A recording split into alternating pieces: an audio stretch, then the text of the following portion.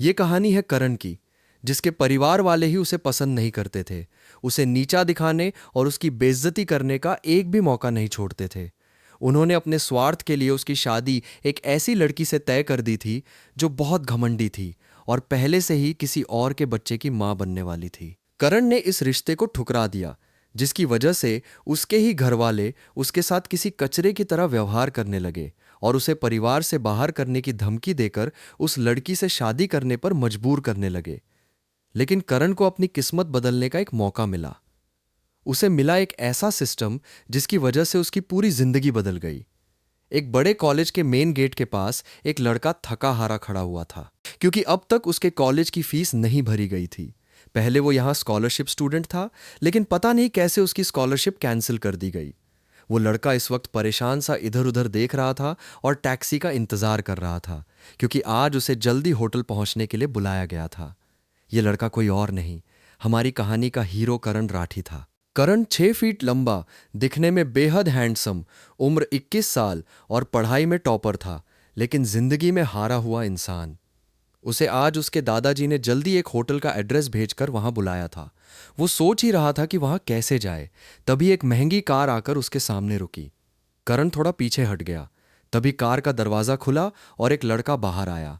उसने महंगे और स्टाइलिश कपड़े पहन रखे थे और उनमें वो काफी स्मार्ट लग रहा था। करण को देखकर उस लड़के ने नाक सिकोड़ ली और बोला, चलो, दादाजी ने मुझे तुम्हें लेने के लिए भेजा है, वरना मैं तुम्हें अपनी कार में बैठने भी नहीं देता। इतना कहकर सामने खड़े लड़के ने करण को घूर कर देखा। करण को गुस्सा तो आया, लेकिन वो कुछ नहीं बोला, क्योंकि सामने खड़ा लड़का राहुल सेठी था, उसके बड़े पापा का बेटा। आगे चलकर वही राठी कॉरपोरेशन संभालने वाला था, इसलिए अभी से उसे तैयार किया जा रहा था। और जब से करण के माँ बाप 6 साल पहले गायब हुए थे, तब से उसकी और उसकी बहन की जिंदगी मुश्किल से कट रही थी। घर में कोई भी उनसे प्यार नहीं करता था। उनकी हालत घर में पल रहे कुत्तों से भी बदतर थी।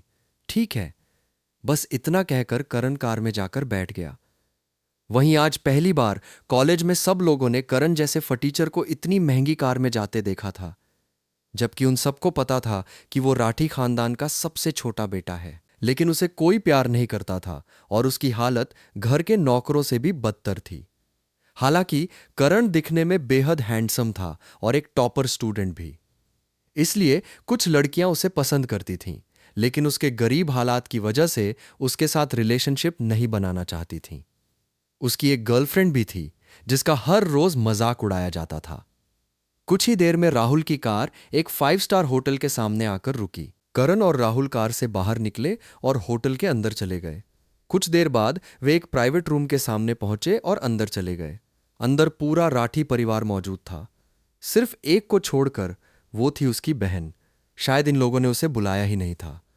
ये देखकर करण को बहुत गुस्सा आ रहा था। यहां सब थे, लेकिन उसकी छोटी बहन नहीं। तो फिर उसे भी क्यों बुलाया गया? उसे भी नहीं बुलाते तो अच्छा होता। उसे अब इन सब पर गुस्सा आ रहा था। फिर भी वो जाकर एक कोने वाली सीट पर बैठ गया। वो देखना चाहता था कि ये लोग करना क्या चाहते हैं और उसे यहां क्यों बुलाया गया है। वैसे भी आज से पहले उन्होंने उसे कभी किसी फैमिली मीटिंग में नहीं बुलाया था। उसके बैठते ही राठी परिवार के सभी लोगों की नजरें उस पर टिक गईं। करण को सबकी नजरें अजीब लग रही थीं। उसे समझ नहीं आ रहा था कि सब उसे ऐसे क्यों देख रहे हैं, जैसे वो कोई जोकर हो। उसे देखकर उसके दादाजी गुरुनाथ राठी बोले, आज अच्छे से बिहेव करना। तुम और तुम्हारी बहन इस परिवार में रह सकते हो या नहीं, ये आज तुम्हारे फैसले पर निर्भर करता है। उनकी बात सुनकर करण और भी ज्यादा कंफ्यूज हो गया। वो बोला, आप कहना क्या चाहते हैं दादाजी? उसने एक एक करके सबको देखा। तो आइए जानते हैं राठी परिवार के बारे में। गुरुनाथ राठी, राठी परिवार के मुखिया, उम्र 77 साल। विमला राठी, गुरुनाथ राठी की पत्नी, उम्र 74 साल। शरद राठी, गुरुनाथ राठी का बड़ा बेटा और राठी कॉरपोरेशन का डायरेक्टर। सुमिता राठी, शरद राठी की पत्नी और एक बेहद लालची औरत। रोहन राठी, शरद और सुमिता राठी का इकलौता बेटा। ये भी बहुत लालची है और कंपनी को अपने नियंत्रण में लेना चाहता है। भरत राठी, गुरुनाथ राठी का छोटा बेटा, राठी कॉरपोरेशन में शेयर होल्डर और बोर्ड मेंबर। रीना राठी, भरत राठी की पत्नी और एक घमंडी औरत, जिसे अपनी खूबसूरती और पैसा सबसे ज्यादा पसंद है। राज राठी, भरत और रीना राठी का इकलौता बेटा, अपने माँ बाप की तरह ही घमंडी और चालाक, अपने भाई के साथ एमडी की पोजीशन के लिए लड़ रहा है। संजना राठी, भरत और रीना राठी की इकलौती बेटी। अनीता राठी, गुरुनाथ और विमला राठी की इकलौती बेटी, जो शादी के बाद भी अपने मायके में ही रहती है क्योंकि उसे प्रॉपर्टी में हिस्सा चाहिए। सनोज राठी, अनीता राठी का पति, वो भी घर जमाई बनकर राठी परिवार के साथ ही रहता है। सस्मिता राठी, अनीता और सनोज राठी की इकलौती बेटी, अपनी मां की तरह ही चालाक और प्रॉपर्टी के लिए लालची। सबसे आखिर में आती है करण की बहन सुहानी राठी, उम्र 17 साल, जिससे करण सबसे ज्यादा प्यार करता था। 6 साल पहले अपने माँ बाप के गायब होने के बाद सुहानी ही उसकी इकलौती फैमिली और उसकी सबसे बड़ी जिम्मेदारी थी। जब करण के माँ बाप गायब हुए थे तब वो सिर्फ 15 साल का था और उसकी छोटी बहन केवल 11 साल की। अब वापस आते हैं कहानी पर। करण कुछ पूछता उससे पहले ही दरवाजा खुला। हाई हील्स की टक टक की आवाज पूरे कमरे में गूंज उठी। सबने दरवाजे की तरफ देखा। एक लड़की अंदर आती दिखाई दी। वो बहुत ज्यादा खूबसूरत तो नहीं थी, लेकिन उसे देखकर ऐसा लग रहा था जैसे घमंड और एटीट्यूड उसमें कूट कूट कर भरा हो। वो लड़की पूरे घमंड के साथ अंदर आई। उसे देखते ही गुरुनाथ राठी तुरंत खड़े हो गए और मुस्कुराते हुए बोले, आओ बेटी रिया, अंदर आओ। वो लड़की, जो रिया मंडल थी, अंदर आई और एक कुर्सी पर पैर चढ़ाकर बैठ गई। फिर घमंड भरे स्वर में बोली, कौन है वो लड़का जिसके साथ आप मेरी शादी करवाने वाले हैं, मिस्टर राठी? उसकी बात सुनकर गुरुनाथ राठी ने जल्दी से करण को अपने पास बुलाया, लेकिन करण की आंखें सिकुड़ गईं। वो उनके पास नहीं गया। गुरुनाथ राठी को गुस्सा तो आया, लेकिन इस वक्त उन्होंने उसे दबा लिया। उन्होंने करण की तरफ इशारा करते हुए कहा, करण, ये है मेरा छोटा पोता। फिर रिया की तरफ देखकर बोले, और यही तुम्हारा होने वाला मंगेतर है? करण का चेहरा तुरंत सख्त हो गया। फिर करण की तरफ देखकर गुरुनाथ राठी बोले, करण बेटा, ये है मिस रिया मंडल, मंडल फैमिली की प्रिंसेस। ये दिल्ली की एक बहुत बड़ी फैमिली से बिलोंग करती हैं। तुमने मंडल फैमिली का नाम तो सुना ही होगा। करण ने बस हां में सिर हिला दिया। ये देखकर गुरुनाथ राठी संतुष्ट होकर बोले, तो मैंने तुम्हारी शादी मिस रिया से तय कर दी है। 1 हफ्ते बाद तुम्हारी सगाई है और 15 दिन बाद तुम दोनों की शादी होगी। उनकी बात सुनकर करण बुरी तरह से चौंक गया। वो कुछ कहता, उससे पहले ही रोहन राठी जबरदस्ती की मुस्कान चेहरे पर लाते हुए बोला, कॉन्ग्रेचुलेशंस करण, तुम्हें इतनी अच्छी पत्नी मिलने वाली है। तभी उसकी चाची रीना राठी बोली, हां, ये तो तुम्हारी अच्छी किस्मत है करण, जो तुम्हें इतनी अच्छी लड़की मिल रही है। अब करण को समझ में आ रहा था कि आज सब उस पर इतने मेहरबान क्यों हो रहे थे। उसे यहां क्यों बुलाया गया था? ताकि सोसाइटी में उनका नाम बदनाम न हो और रिया को एक सस्ता पति मिल जाए जो उसके बच्चे को अपना नाम दे सके। दरअसल कुछ समय पहले गुरुनाथ राठी एक बिजनेस मीटिंग के सिलसिले में मंडल फैमिली से मिले थे। वहीं उन्होंने रिया मंडल की शादी अपने पोते से करने की बात की थी, क्योंकि उन्हें मंडल फैमिली से फायदा चाहिए था।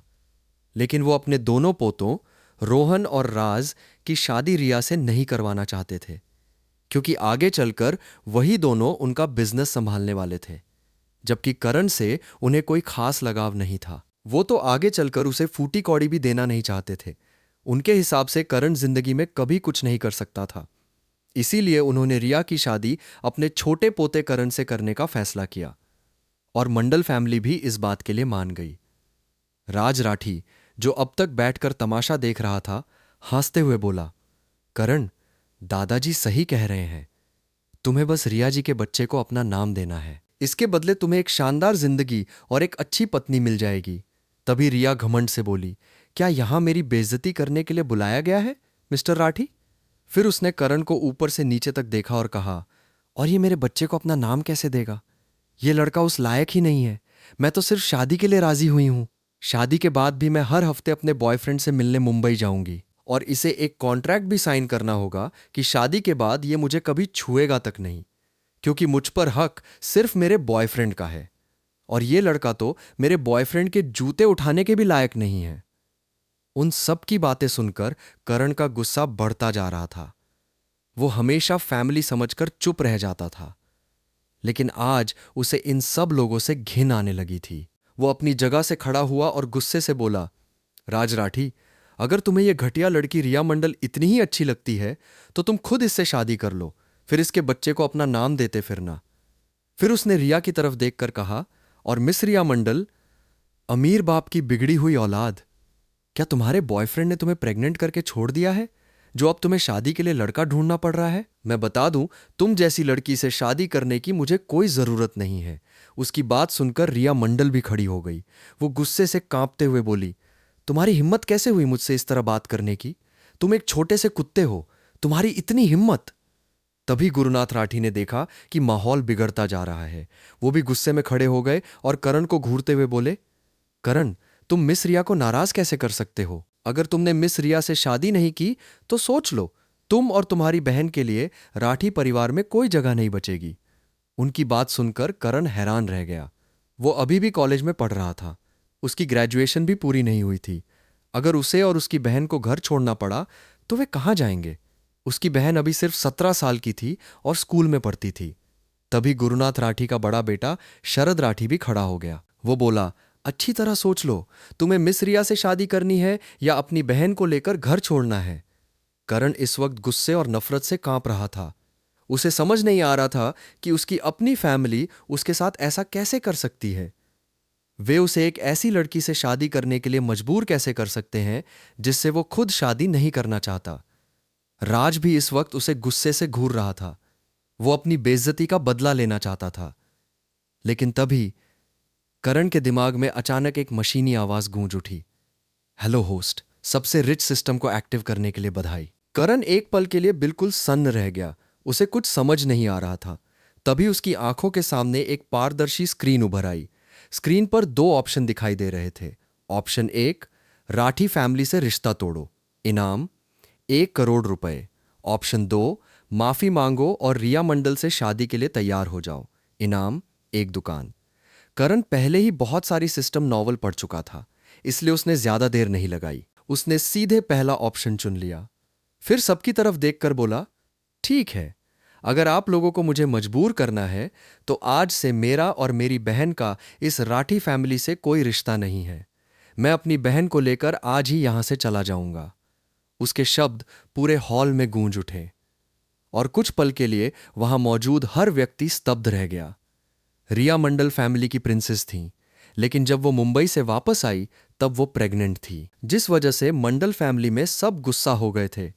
रिया भी अपने बच्चे को अबॉर्ट करने के लिए तैयार नहीं थी, और जिस लड़के का वो बच्चा था वो रिया से शादी करने के लिए तैयार नहीं था। वो लड़का इतने बड़े खानदान से था कि मंडल फैमिली भी उन्हें नाराज नहीं कर सकती थी।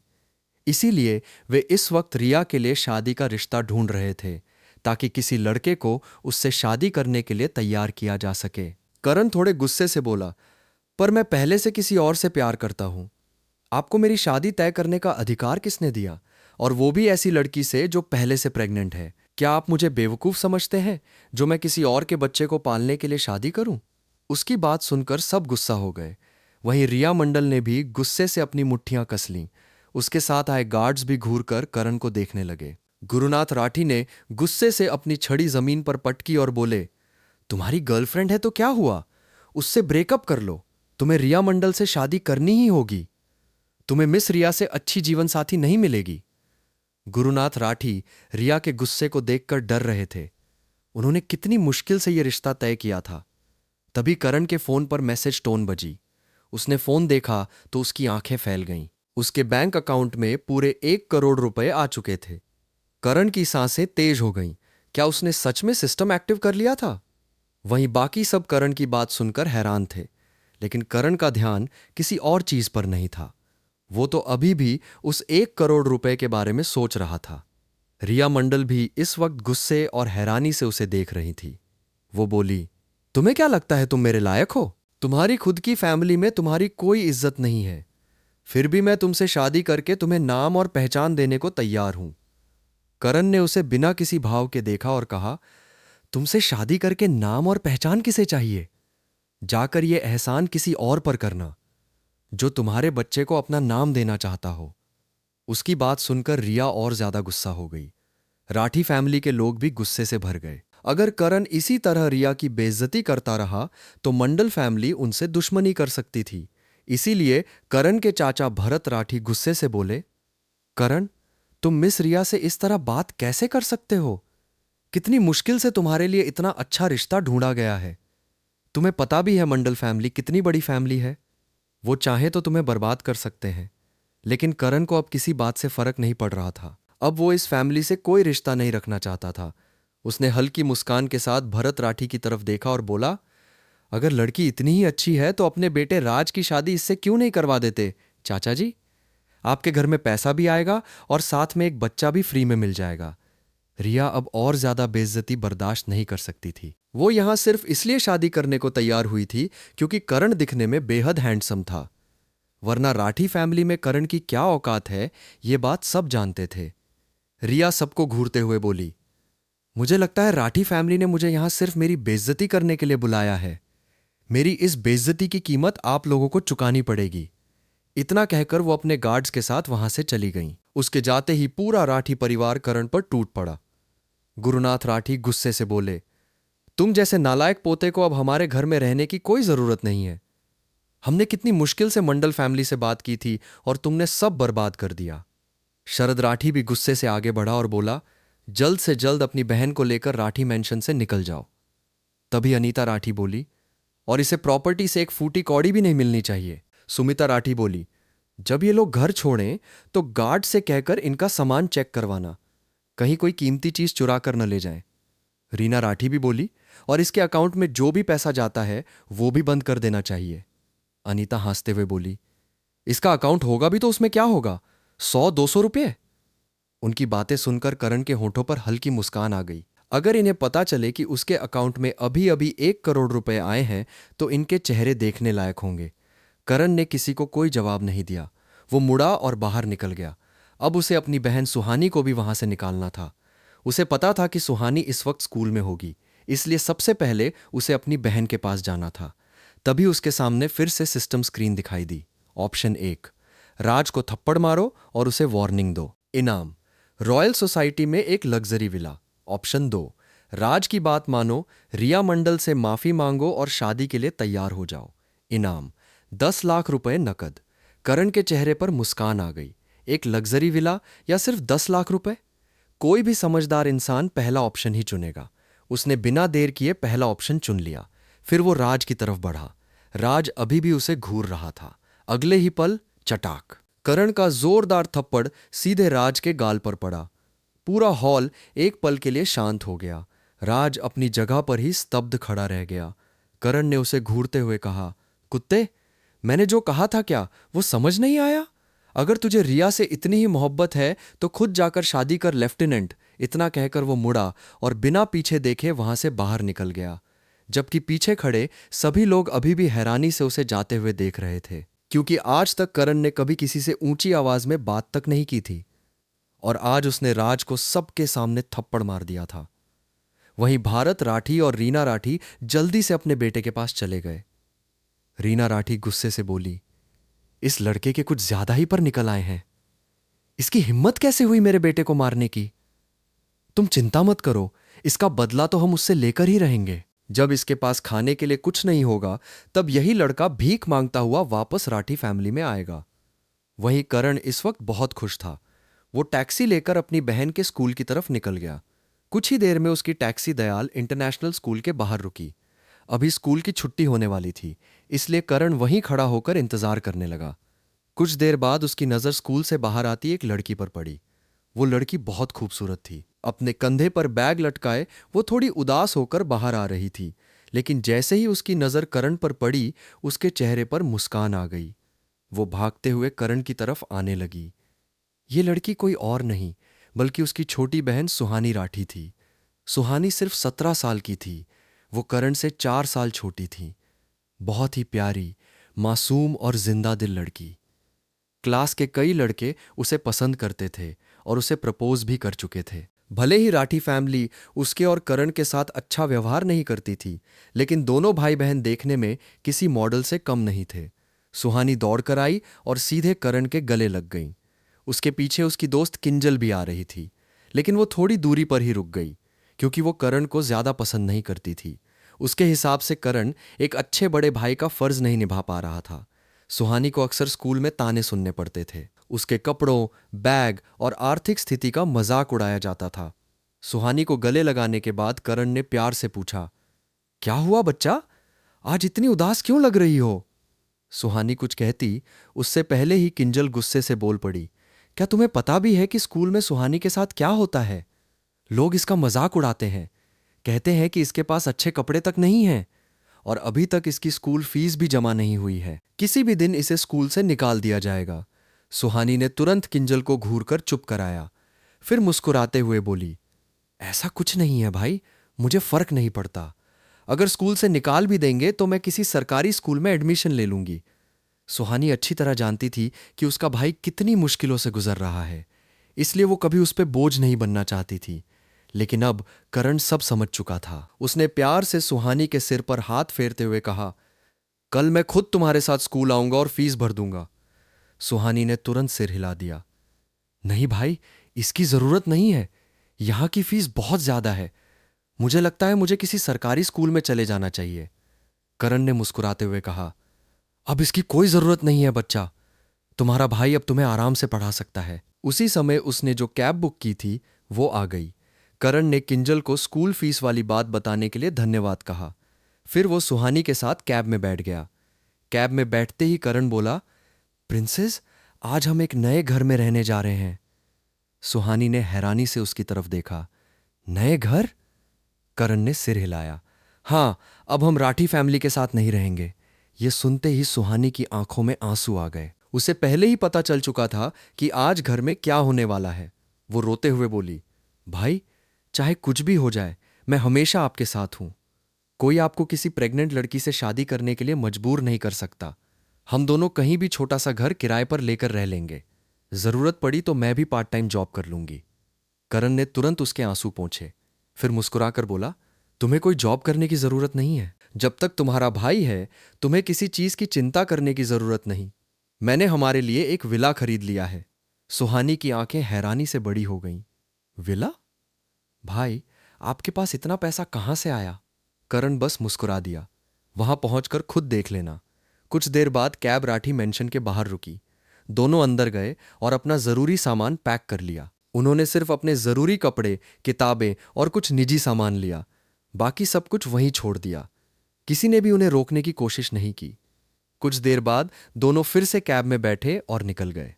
करीब आधे घंटे बाद कैब एक भव्य सोसाइटी के सामने जाकर रुकी। गेट पर बड़े बड़े अक्षरों में लिखा था, आर वायल विल्ले एसोसैतवी। सुहानी ये देखकर पूरी तरह हैरान रह गई।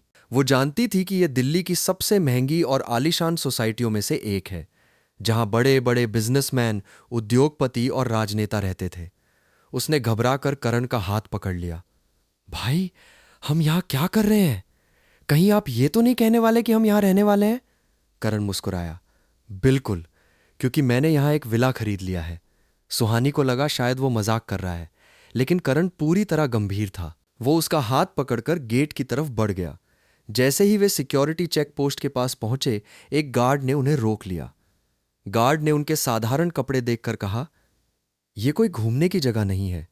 जब तक यहां आपका विला नहीं है, आप अंदर नहीं जा सकते। करण ने बिना कुछ कहे अपनी जेब से प्रॉपर्टी के कागज निकाले।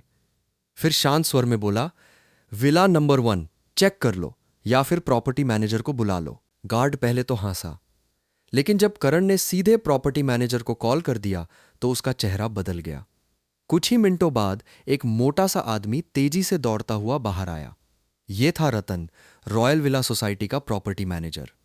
वो आते ही बोला, सर, क्या आपने ही मुझे फोन किया था? करण ने हां में सिर हिलाया और सारे कागज उसे दिखा दिए। कागज देखते ही रतन का चेहरा बदल गया, क्योंकि विला नंबर 1 पूरी सोसाइटी का सबसे महंगा विला था, जिसकी कीमत लगभग 280 करोड़ रुपए थी। रतन ने तुरंत सम्मान से कहा, वेलकम सर, कृपया मेरे साथ आइए। इसके बाद वो खुद दोनों भाई बहन को लेकर अंदर चला गया। और सुहानी, वो अभी तक यकीन नहीं कर पा रही थी कि उसका भाई सच में रॉयल विला सोसाइटी के सबसे महंगे विला का मालिक बन चुका है। रतन दोनों भाई बहन को लेकर सोसाइटी के अंदर चला गया। सुहानी की आंखें लगातार इधर उधर घूम रही थीं। उसने आज तक इतनी खूबसूरत जगह नहीं देखी थी। हर तरफ रंग बिरंगे फूल लगे हुए थे। बड़े बड़े पार्क, फाउंटेन और शानदार सड़कें पूरे इलाके को किसी सपनों की दुनिया जैसा बना रही थीं। सुहानी तो खुशी से हर चीज को देख रही थी। वो कभी फूलों की तरफ देखती तो कभी सामने बने आलीशान विला की तरफ। उसे यकीन ही नहीं हो रहा था कि वो सच में यहां मौजूद है। कुछ देर बाद रतन उन्हें सोसाइटी के सबसे अंदर वाले हिस्से में ले गया। वहां एक विशाल विला खड़ा था। उस विला को देखकर सुहानी की सांसें थम गईं। सामने बना हुआ गार्डन किसी महल के बगीचे जैसा लग रहा था। बीच में एक खूबसूरत फाउंटेन था। चारों तरफ विदेशी फूल लगे हुए थे। विला के सामने सफेद संगमरमर की बनी हुई सीढ़ियां थीं और पूरा विला किसी यूरोपियन पैलेस जैसा दिखाई दे रहा था। रतन मुस्कुराते हुए बोला, सर, यही है विला नंबर 1। आज से ये आपका घर है। सुहानी कुछ सेकंड तक बस विला को देखती रह गई। फिर उसने धीरे से करण की तरफ देखा। भाई, क्या क्या ये सच में हमारा घर है? करण ने मुस्कुराकर उसके सिर पर हाथ फेरा। हां बच्चा, आज से यही हमारा घर है। सुहानी की आंखों में खुशी के आंसू आ गए। वो भागते हुए गेट के अंदर चली गई। कभी फाउंटेन को देखती, कभी फूलों को। वो किसी छोटी बच्ची की तरह खुशी से उछल रही थी। उसे देखकर करण के चेहरे पर भी मुस्कान आ गई। पिछले कई सालों में उसने अपनी बहन को इतना खुश पहली बार देखा था। कुछ देर बाद तीनों विला के अंदर पहुंचे। मुख्य दरवाजा खुलते ही सुहानी की आंखें एक बार फिर हैरानी से फैल गईं। अंदर का नजारा बाहर से भी ज्यादा शानदार था। छत से एक विशाल झूमर लटक रहा था। दीवारों पर महंगी पेंटिंग्स लगी हुई थीं। फर्श पूरी तरह सफेद इटालियन मार्बल से बना हुआ था। हॉल इतना बड़ा था कि उसमें आराम से 100 लोग खड़े हो सकते थे। सुहानी धीरे धीरे अंदर चली गई। उसे लग रहा था जैसे वो कोई सपना देख रही हो। रतन ने सम्मानपूर्वक कहा, सर, इस विला में कुल 12 बेडरूम हैं। 2 प्राइवेट ऑफिस हैं।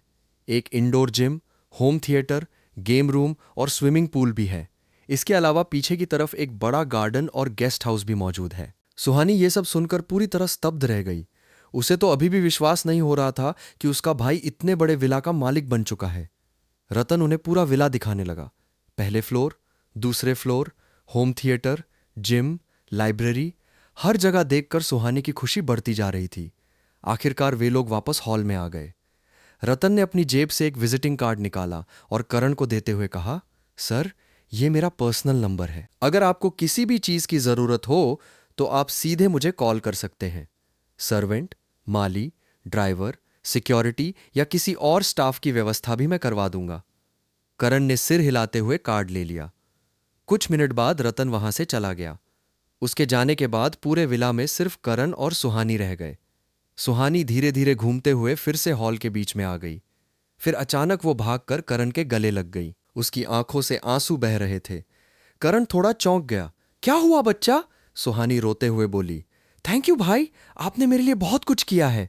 मैं जानती हूं कि आपने कितनी मुश्किलें झेली हैं, लेकिन फिर भी आपने हमेशा मुझे खुश रखने की कोशिश की। करण ने मुस्कुराकर उसकी पीठ थपथपाई।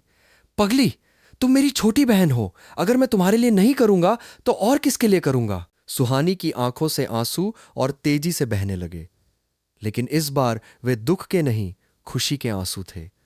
उसी समय अचानक डिंग! करण के दिमाग में फिर वही मशीनी आवाज गूंज उठी।